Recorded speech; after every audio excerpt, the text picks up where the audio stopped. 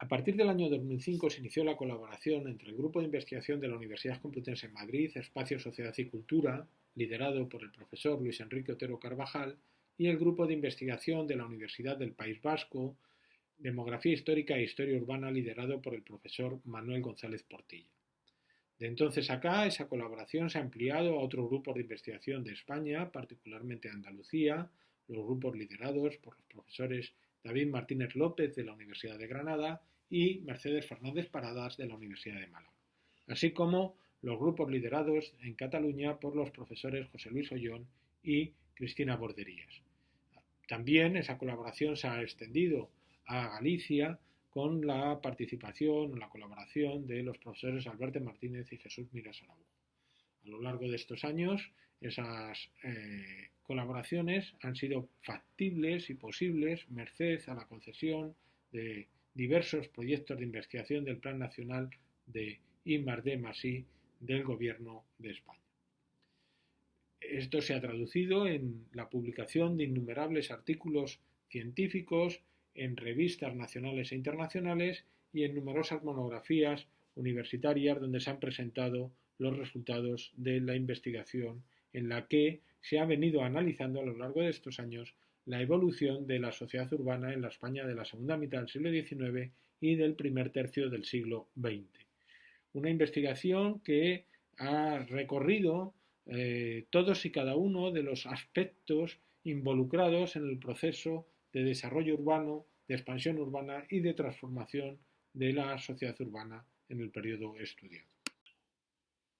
Particularmente relevante ha sido la colaboración con la editorial Catarata, en la que se ha publicado toda una serie de obras en la que se ha contado con la colaboración de reconocidos especialistas nacionales e internacionales sobre los distintos aspectos que conforman la realidad de la sociedad urbana del periodo estudiado. Se inició esta serie con el libro Las nuevas clases medias urbanas, transformación y cambio social en España, 1900-1936, cuya portada tienen ustedes aquí delante, editado por la editorial Catarata. Le siguió La sociedad urbana en España, 1900-1936, redes impulsoras de la modernidad, editado también por Catarata, y aquí tienen la portada del libro. A continuación, nos ocupamos sobre aspectos relacionados con la transformación cultural que se va a producir en la sociedad urbana del primer tercio del siglo XX con el libro La ciudad moderna, sociedad y cultura en España, 1900-1936, cuya portada pueden ver ustedes aquí mismo. Le siguió La escuela y la despensa, indicadores de modernidad, España 1900-1936, en la que se analizaron, en este caso, las transformaciones en el ámbito educativo, pero también en el ámbito material de la España del primer tercio del siglo XX. Le siguió un nuevo libro en donde este análisis comparado trascendió las fronteras españolas al contar con la colaboración de investigadoras y profesoras de la Universidad Metropolitana de la Ciudad de México y del Instituto Nacional de Arqueología e Historia de México, con el título Las infraestructuras en la construcción de la ciudad moderna, España y México, 1860-1936. Más recientemente ha visto la luz, en el año 2001, el libro Sociedad Urbana y Salud Pública, España 1860-1936, cuya portada tienen aquí a la vista. Y en los próximos días saldrá un nuevo libro dentro de esta serie titulado La educación en España, el salto adelante, 1900-1936, y para el otoño del año 2022 está previsto que salga un nuevo libro dentro de esta serie en la editorial Catarata bajo el título La ciudad moderna, cambio y transformación social en España, 1900-1936. Fuera de esta colección sobre la evolución histórica de la sociedad urbana en España está el libro que ha salido en el año 2022, editado por la editorial Comares, entre huelgas y motines, sociedad urbana y conflicto social en España 1890-1936, cuya portada pueden apreciar aquí. Como pueden ver, a lo largo de estos años y por las temáticas tratadas en las bibliografías a las que acabo de hacer referencia, las publicaciones han tratado de ofrecer una mirada desde distintas perspectivas temáticas del proceso de cambio y transformación que se produjo en la sociedad española entre la segunda mitad del siglo XIX y el primer tercio del siglo XX. Una transformación bajo el liderazgo de la sociedad urbana que encontró su máxima expresión en el proceso acelerado de expansión urbana a partir del último tercio del siglo XIX y del primer tercio del siglo XX. Un proceso que fue posible como consecuencia de toda una serie de cambios y transformaciones en el ámbito de las infraestructuras. Sin el ferrocarril, el correo y el telégrafo eléctrico, buena parte de las transformaciones que acontecieron en la España de la segunda mitad del siglo XIX y del primer tercio del siglo XX hubieran sido de naturaleza muy distinta y desde luego con una intensidad mucho menor. Dos libros se han ocupado de analizar estos fenómenos. Por un lado, el libro La sociedad urbana en España 1900-1936, al que hacíamos referencia anteriormente, y el libro Las infraestructuras en la construcción de la ciudad moderna. En estos libros, reconocidos especialistas en la materia han llamado la atención del proceso de desarrollo de las infraestructuras comunicacionales, el ferrocarril, el telégrafo y el correo, pero también de las infraestructuras que hicieron posible la expansión urbana, como fueron, en este caso, el acceso al agua potable o la eliminación de los residuos líquidos y de las aguas fecales que se convirtieron en un foco de enfermedad y de infección que estaba poniendo en riesgo la salud pública de unas ciudades en expansión en la Europa del siglo XIX y en la España de la segunda mitad del siglo XIX. Sin el desarrollo de estas infraestructuras hubiera sido materialmente imposible la expansión urbana que ha registrado la red urbana española del último tercio del siglo XIX y del primer tercio del siglo XX. Ciudades como Madrid y Barcelona, que a la altura de 1900 rebasaron el medio millón de habitantes, no hubieran podido existir sin una red de abastecimiento de agua potable que diera satisfacción a las crecientes necesidades de una población urbana en expansión y una economía urbana crecientemente compleja. Lo mismo ocurría con el desarrollo, la modernización y la ampliación de la red de alcantarillado con el fin de eliminar las aguas residuales, foco de infección y un auténtico peligro para la salud pública de las grandes ciudades europeas del siglo XIX. Proceso de expansión urbana que en el primer tercio del siglo XX se aceleró, hasta el punto de que en los años 30 ciudades como Madrid y Barcelona rebasaron el millón de habitantes. Crecimiento urbano que desbordó los límites de los ensanches en Madrid y Barcelona y que solo fue posible como consecuencia de la creación de una red integrada de transporte urbano e interurbano que facilitó la movilidad de una población en constante crecimiento. Red de transporte integrada por el ferrocarril de vía estrecha, el tranvía eléctrico, el metro para los casos de Madrid y Barcelona y los vehículos a motor, autobuses, automóviles, motocicletas, etc. Que permitió el inicio de los procesos de metropolización, particularmente de la Ría de Bilbao, de Barcelona y de Madrid, al incorporar a su red urbana los municipios limítrofes gracias a esa red de transporte a la que hacíamos alusión. Expansión urbana que agravó los problemas de insalubridad y de hacinamiento de unas ciudades en expansión.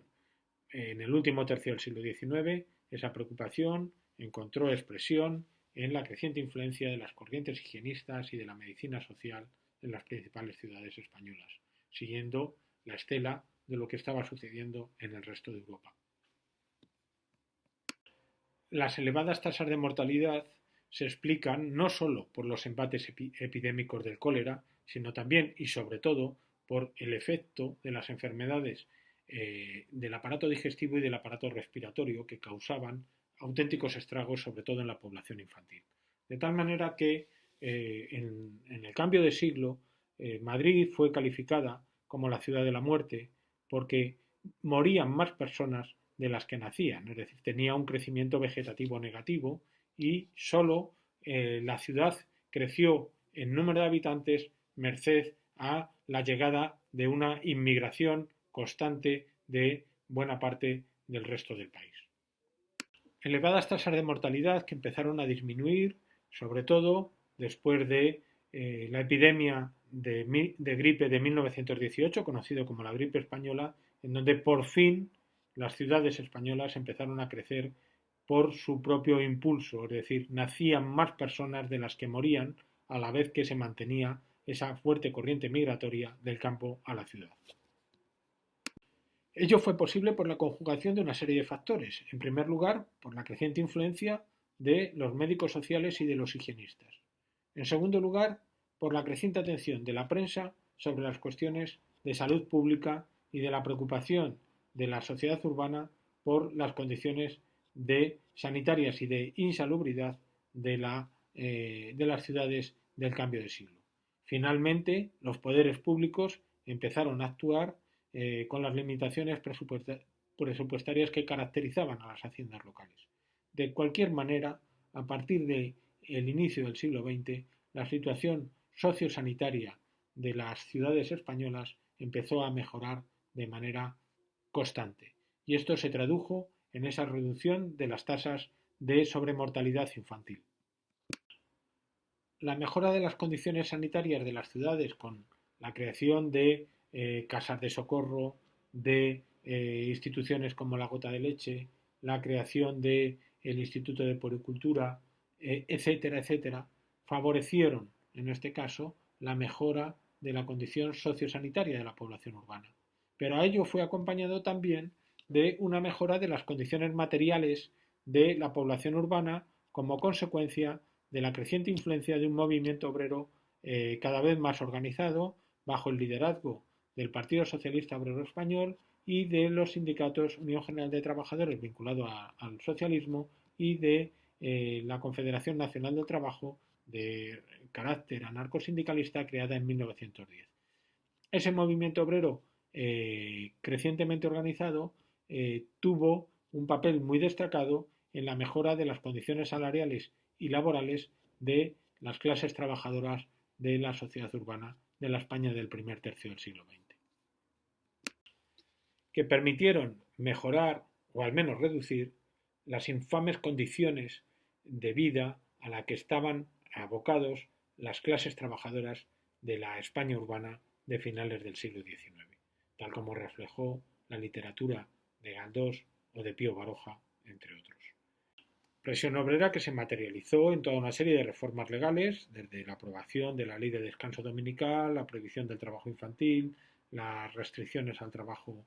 nocturno de las mujeres, la aprobación de la jornada de 8 horas o la elevación de los salarios reales a partir de los ciclos huelguísticos que permitieron mejorar las condiciones salariales y laborales de la clase trabajadora en la España de los años 20 y de los años 30.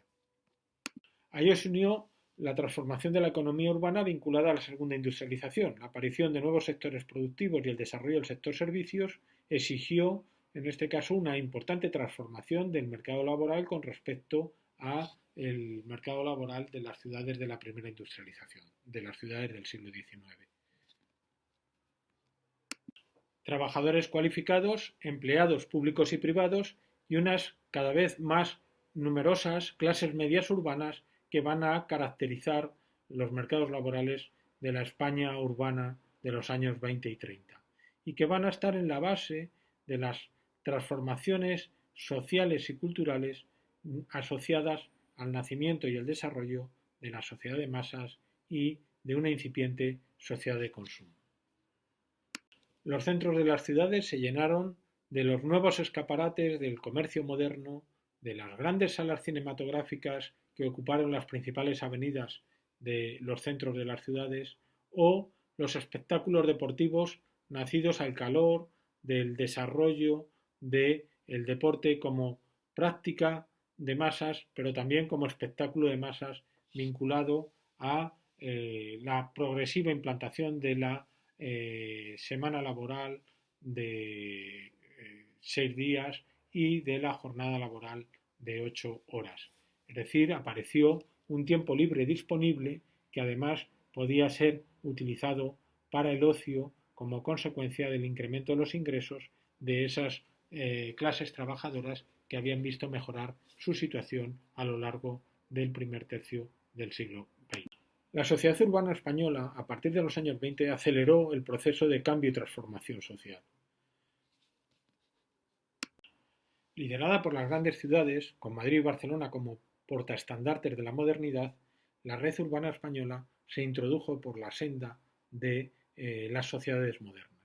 Un gran cambio se había producido a partir del último tercio del siglo XIX y sobre todo en el primer tercio del siglo XX. El atraso que había venido acumulando España a lo largo del siglo XIX empezó a acortarse a partir del cambio de siglo. España se introducía en los años 30 con creciente fuerza y con paso firme en la senda de la modernidad.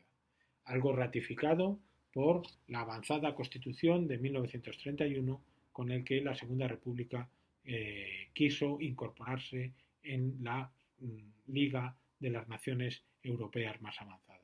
El proceso de introducción de nuestro país en la modernidad parecía avanzar sin